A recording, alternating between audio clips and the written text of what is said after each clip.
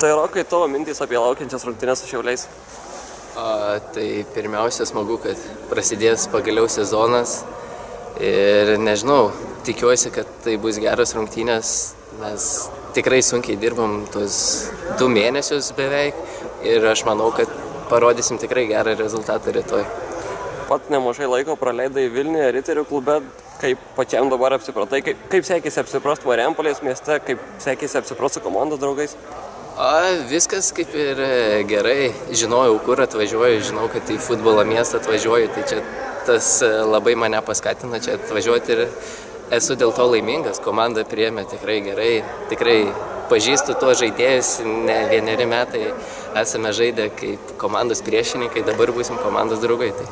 Pats treneris po kai kurių rungtynių minėjo, kad nemažai bėgat treniruočių procese, kaip pačiam tas pasiruošimas praėjo ir galbūt kaip palygintum vis tiek dirbęs ir prie kitų trenerių, ar buvo sunkiau, ar maždaug tas pats kaip ir kitur? Na taip, kiekvieno trenerio specifika skiriasi, kaip ruošiami yra žaidėjai sezonui, tai nebuvo man čia gal naujiena, kad daug bėgam, tai aš gal pats esu iš tų žaidėjų, kuris nevengia bėgti tiek aikštėje, tiek už aikštės, tai nežinau, man jokių didelių nesklandumų nesukėlė ir aš manau, kad esu tikrai gerai pasiruošęs sezoną. Praėjusiais metais Riterių klube buvo ir pačiam pakankamai sunkus metai, pačiai 2022 metai buvo ir pačiam geresni, kaip manai, kokios priežastys lėmė, kad pernai tas sezonas tiek tau galbūt ir tiek komandai nesusiklosti? Čia iš daug, manau, dalykų susidėjo tas, kad turbūt normalu, kad jeigu komandai nesiseka, tai ir pačiam asmeniškai tada iškrenti iš to ritmo, bandai ieškoti savęs, tai atsiranda kokia trauma, psichologiniai dalykai, tai aš manau viskas tas susideda, bet dabar švaria galva ateinu į naują sezoną, tai manau parodysiu savo gerasias pusės. Ir kontrolinių rungtynių metu žaidėjai ir tokio labiau atakuojančio saugo pozicijoje ir krašte, kuri pozicija pačiam priimtinesnė?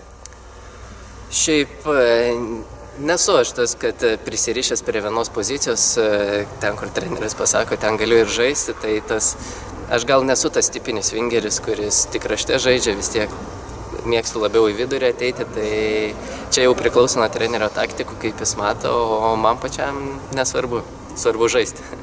Ir tos kontrolinės rungtynės, galbūt kaip bendrai jas apibendrintum, ar tai, ko maždaug ir tikėjai iš komandos, kas galbūt pavyko, kas netai pavyko, kur didžiausios tos problemos šiuo metu? Tą tikrą veidą jau buvo galima pamatyti tose paskutinėse rungtynėse, nes vis tiek tos pirmos kontrolinės rungtynės buvo labiau tokios, kad gautų visi žaidybinės praktikos ir buvo miksuotos komandos.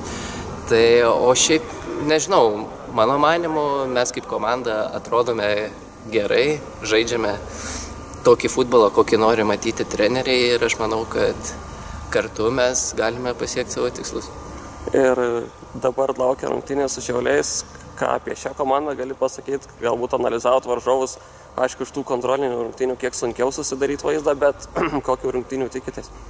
Tai pirmiausia, žinant visas Mindaugo Čiapo komandas, tai jos būna labai užsivedusios, motyvuotos ir tikrai daug bėgančios ir dirbančios. Tai aš tokių rungtynių ir tikiuosi, daug kovos, daug bėgimo, daug emocijų ir tegul nugali stipriausias. Kuris Šiaulių futbolininkas galbūt, kuris Šiaulių naujokas labiausiai intriguoja asmeniškai?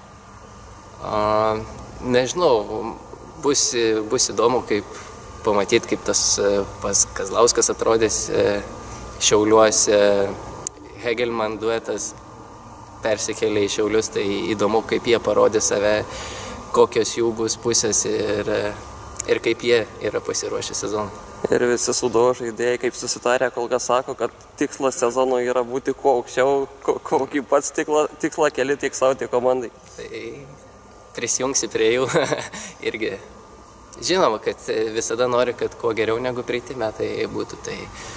Tai manau, tokie pirminiai tikslai ir būtų, o jau kitus tikslus pasiliekam savo ir sezono gale įsivertinsim, ar pavyko juos įgyvendinti ar ne. Gerai, dėkui.